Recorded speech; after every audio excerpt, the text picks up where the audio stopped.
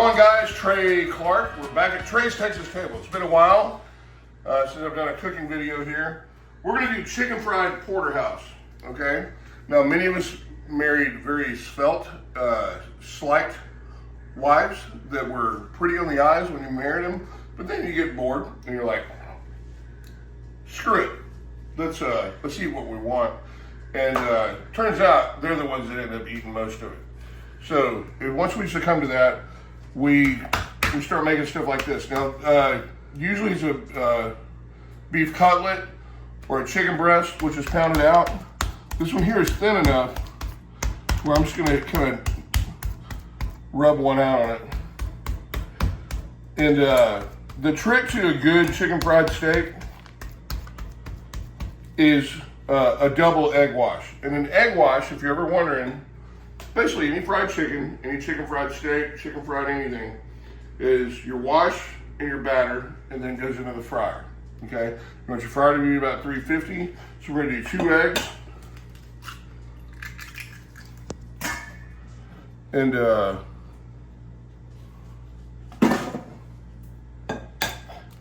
and this is brought to you by Louisiana Chicken Fry, by the way. So you can make your own, which is flour and some cornstarch and dust with some seasoning. This has everything you want in it.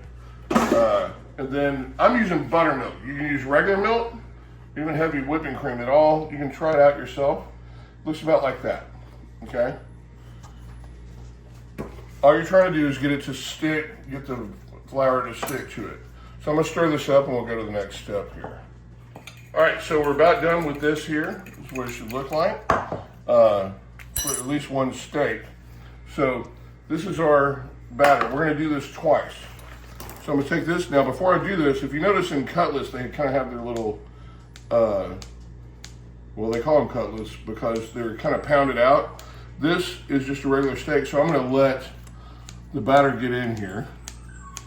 Take some snipers and kind of fake the idea.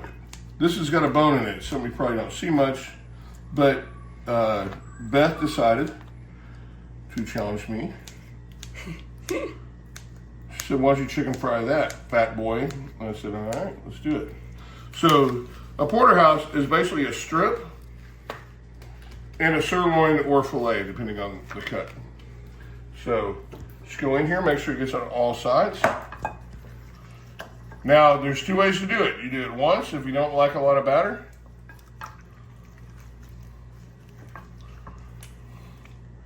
Go in here, dust it. You want to cover every square inch of it. You want to get it all up in the crevices.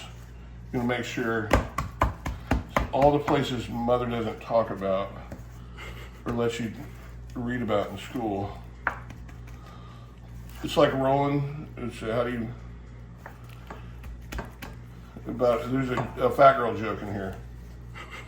Roll it around in flour and look for the wet spot, right? All right, so there's one. Now we're gonna do it again. This is where it becomes illegal if you feed it to your children. And this one isn't as, you don't need to be as, it's not quite as important to get every little bit of it, but if you're gonna do it right. So find the fat girl wet spot, all of them.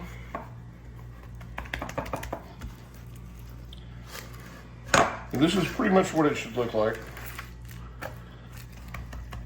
Now this is a big old chicken fried steak. Luckily with beef, it doesn't have to be done at 160. About 140, 142 is where you want to be. So this is what we're going to do. Now, see, there's a little pink spot. I'm married. I have no reason to see that.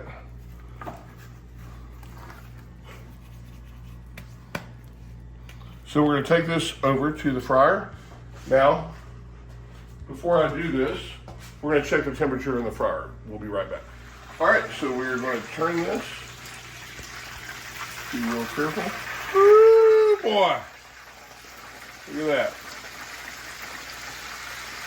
I'm gonna turn this down just a little bit. If it doesn't calm down right away, then I'm going to, it's almost a little more brown than I like it, but that's a good crust right there. So that way when you serve it, just serve the other side. Cover it with gravy. That's the beautiful thing about that. We want to get it to about 145 temperature in the middle. On the grill, really didn't matter, but we're gonna cook some gravy. Remember with your gravy, no lumps in your gravy. Make sure you stir your flour up in cold water before you add it to boiling water. And let's see what this turns out to be like. This is the first time I've grilled strip steaks, or I've fried strip steaks and stuff like that.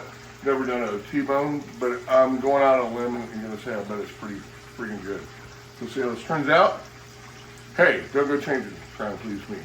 Cheers.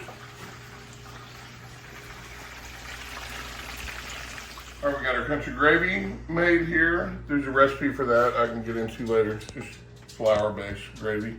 Here's our beautiful porterhouse. And here's a little trick here. I'm gonna use the fryer. Take some green beans, about 4 minutes.